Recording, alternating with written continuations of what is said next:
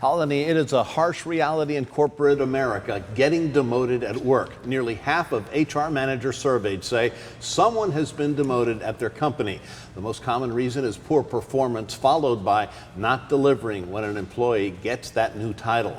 Here today to help you if you've been in that position is Christina Donnelly, Director of Accountemps. Good morning. Thank you so much for joining us. Thank you for having me. And you're going to help us navigate through some of this and some of our viewers. For people who've been in that situation, is it possible to stay on, to stay engaged? Can you bounce back from this? Yeah, I'd say it's hard for a lot of people that don't see it coming. It can be a real blow to the ego, but there's definitely ways to move forward. I mean, you start by figuring out what caused me to be in this situation, and then maybe put a plan together to get reinstated into that original role. All right, how do you do that? What should you do if you get demoted? You want to stay professional, and I think that's really hard for people because it is a blow to the ego. Well, you hear that. It's not personal. Yeah. It's not personal. It sure feels personal. Is. It's me. Yeah, exactly. So you want to stay professional, and then open lines of communication with your management team.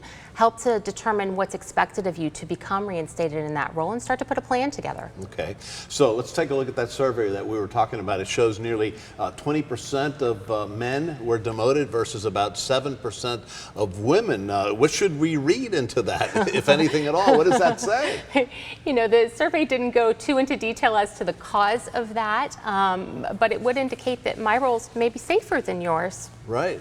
Men, be careful. Exactly. Yeah, but as you pointed out, swallow your ego sometimes, bounce back, and come up with a plan.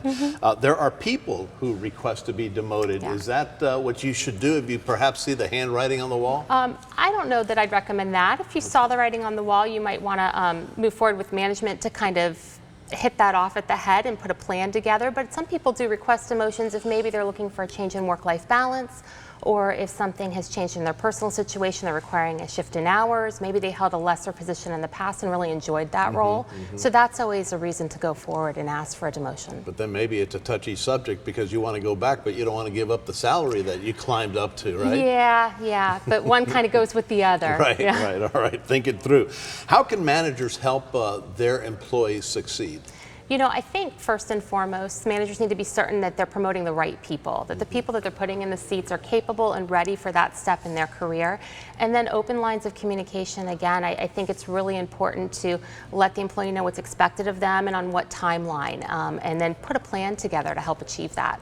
All right, yeah. Do you find that sometimes some people get promoted, they don't have the experience to do that, but desperate times call for desperate measures? Exactly, and they're in over their heads to begin with, and then you can almost predict the demotion coming. Some people can succeed in that situation and others just falter. All right, a lot of good information, and it's a tough spot to be in for both the employee and the employer. It's definitely tricky, absolutely. All right, thank you, Christina. Good information. Thanks for having me.